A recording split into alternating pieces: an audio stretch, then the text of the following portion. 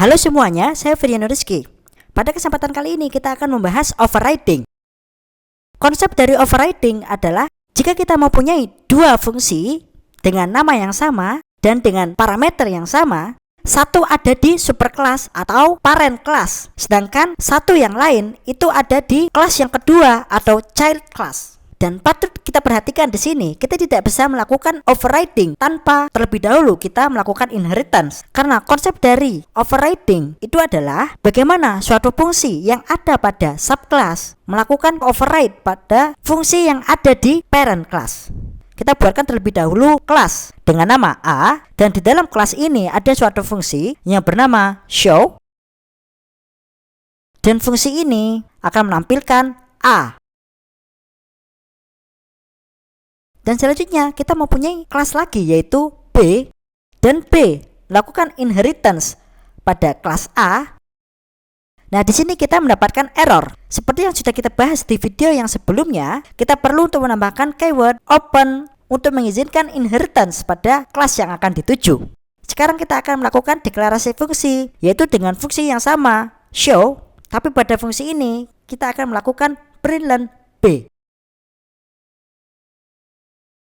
Dan inilah yang dinamakan overriding. Fungsi dengan nama yang sama, tapi yang satu ada di superclass atau parent class, sementara satu yang lain ada di child class. Oke? Dan di sini ada error lagi.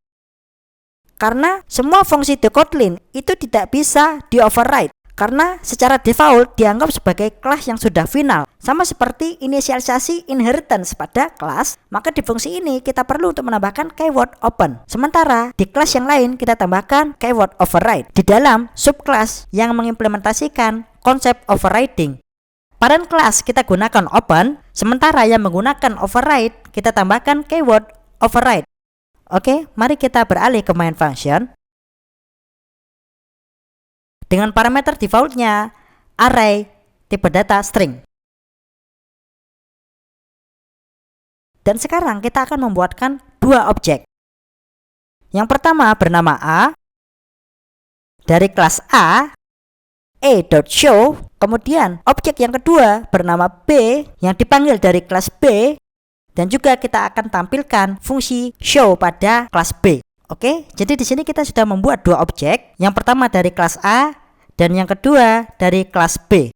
Oke, mari kita lakukan run pada program ini. Nah, seperti yang teman-teman lihat di sini, program telah menampilkan A pada fungsi show yang ada di kelas A dan B adalah output yang ada di kelas B. Jadi inilah akhir dari video kita, bagaimana cara kita mengimplementasikan konsep dari overriding menggunakan bahasa pemrograman Kotlin. Sampai jumpa di video berikutnya.